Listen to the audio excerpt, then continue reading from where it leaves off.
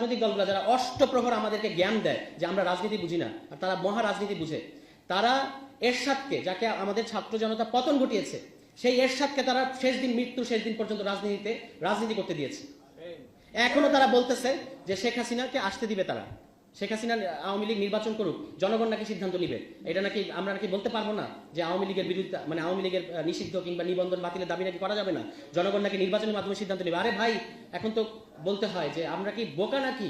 5 অগাস্টে তো আমরা ইতিমধ্যেই তো এই জনগণ তো আওয়ামী লীগের বিরুদ্ধে রায় দিয়েছে। আওয়ামী লীগের বিরুদ্ধে রায় হচ্ছে আওয়ামী লীগ একটা পলাতক দল, আওয়ামী লীগ বাংলাদেশ থেকে পালিয়ে গেছে, তারা এখন পরিষ্কারভাবে ভারতের এজেন্ট। সেই দলকে আবার নির্বাচনের মাধ্যমে, নির্বাচনে এখানে এনে, নির্বাচনের মধ্যে দিয়ে আবার আমাদের প্রমাণ করতে হবে যে আমরা আওয়ামী লীগকে চাই না। আমাদেরকে রাজনীতি শেখাতে আসবেন না।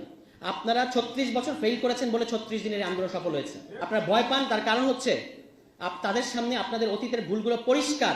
তারা ইতিহাস করেছে, তারা খোঁজ নিয়ে দেখেন।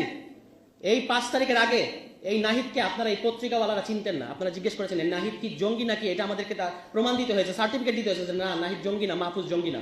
আপনারা খোঁজ দেন নাই, অথচ এই ঢাকা বিশ্ববিদ্যালয়ের বুকের মধ্যে তারা বসে বসে এই বাংলাদেশের ইতিহাস নিয়ে পড়াশোনা করেছে, আপনারা একটা খোঁজ দেন নাই। তো ঢাকা বিশ্ববিদ্যালয়ের ছাত্ররা পড়াশোনা করছে, বাংলাদেশের ইতিহাস নিয়ে পড়ছে, এই খোঁজ আপনাদের কাছে নাই। সারা বাংলাদেশের মানুষের ছাত্রদেরকে আপনারা কিভাবে চিনবেন? চিনতে পারবেন না।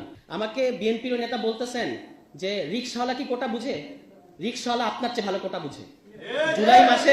জুলাই মাসে এখানে ভাইরাল ভিডিও আছে, দেখেন। রিকশাওয়ালা বলেছে যে আমি রিকশাওয়ালা, আমার ছেলেও কি রিকশাওয়ালা থাকবে নাকি? এখানে আমরা কোটা থাকতে দিব না। রিকশাওয়ালা আপনার চেয়ে বেশি কোটা বুঝে, এবং আপনারা খালি বুঝেন নির্বাচনী একমাত্র আন্দোলন, আর কোনো বাকি আন্দোলন নেই। চাকরির ইস্যু একটা অত্যন্ত গুরুত্বপূর্ণ ইস্যু। আপনারা লুটপাট ছাড়া, পাচার ছাড়া দুর্নীতিতে 4 বার চ্যাম্পিয়ন করছেন বাংলাদেশকে, আর আওয়ামী লীগের কথা তো বলাই বাহুল্য, পুরো দেশটা ছিবড়া বানিয়ে তারা এখন পালিয়ে গেছে। আপনারা পাচার ছাড়া, দুর্নীতি ছাড়া বাংলাদেশ আর কিছু উপহার দিতে পারেন নাই। আমাদের দেশের ছেলেরা, আমাদের দেশের তরুণরা কিভাবে, তারা কি করে তারা খাবে? তারা কি চাকরি করবে না? ঠিক আছে, চাকরি সবার চাকরি করতে হবে না, তাহলে আপনি তাকে উদ্যোক্তা কোনো ইনসেন্টিভ দিচ্ছেন? কোনো ইনসেন্টিভ তারা দেন নাই আমাদের তরুণদেরকে, তাহলে তারা চাকরি আন্দোলন করবে না?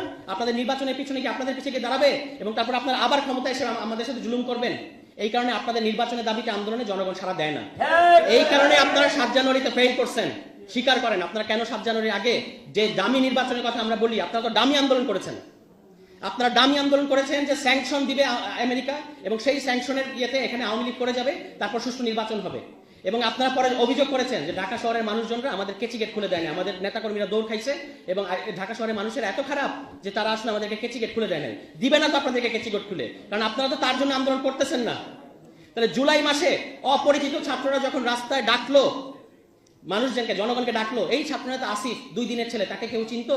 সে যখন ডাকলো যে ছাড়তে হবে ক্ষমতা, ঢাকায় এসে জনতা, লক্ষ লক্ষ কোটি কোটি মানুষ কেন রাস্তায় নামছে? একটু পার্থক্যটা বোঝার চেষ্টা করেন। 36 বছরের বর্ষিয়ান রাজনীতিবিদ, একটু বোঝার চেষ্টা করেন পার্থক্য। এটাই হচ্ছে পার্থক্য। 36 বছর আর 36 দিনের পার্থক্য এইখানেই। এই 36 দিনকে অবজ্ঞা করে আপনারা রাজনীতি করবেন? আমাদেরকে আর মহড়া দেখায়েন না।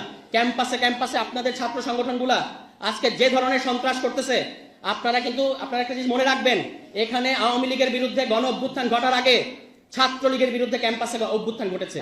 ছাত্রলীগকে আগে ক্যাম্পাস থেকে বের করে দেওয়া হয়েছে। সেরকম পরিণতির দিকে আপনারা যায়েন না, দয়া করে। আপনারা ছাত্র সমাজকে কোনো ধরনের হুঙ্কার দিয়ে এখানে রাজনীতি করতে পারবেন না। আপনি ছাত্রদল হন, ছাত্র শিবির হন, অন্য যে হন, ছাত্র সমাজের গায়ে একটা ফুলের টোকা দিয়ে এখানে কোনো ধরনের রাজনীতি আপনি করতে পারবেন না, এটা পরিষ্কার। এখনো হুঁশ আছে। আপনারা কিন্তু আওয়ামী লীগ হওয়ার চেষ্টা করেন না, কারণ আওয়ামী লীগ হচ্ছে অত্যাচারের একটা সিলিং। ওই সিলিং আর আপনারা পৌঁছাতে পারবেন না। এর চেয়ে দুর্বল হবেন, এর চেয়ে দুর্বল হয়ে কিন্তু পারবেন না। ফু দিয়ে উড়িয়ে দিবে বাংলাদেশের জনগণ, ফু দিয়ে উড়িয়ে দিবে আপনাদেরকে বাংলাদেশের জনগণ। সুতরাং যদি রাজনীতি করতে হয়, জনগণের অধীন থেকে রাজনীতি করেন। জনগণকে হুঁশিয়ার করবেন না, জনগণের অত্যাচার করবেন না, জনগণকে কোনো ধরনের, প্রতিদিন আপনারা চাঁদাবাজি করতেছেন, প্রতিদিন।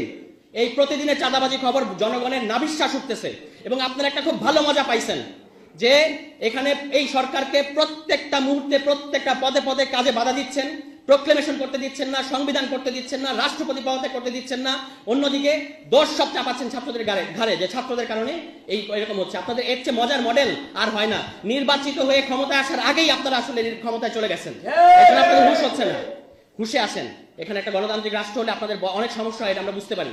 ওই যে এক ব্যক্তি কেন্দ্রিক ক্ষমতা কাঠামো সংবিধানের মধ্যে, তো আল্লাহর পরে একমাত্র প্রধানমন্ত্রী হচ্ছে সবচেয়ে ক্ষমতাধর, এই যে ক্ষমতার কাঠামো, এইটা আপনাদের খুব মজা লাগে, আমরা বুঝতে পারি। কিন্তু এইবার আর আমরা এটা করতে দিব না।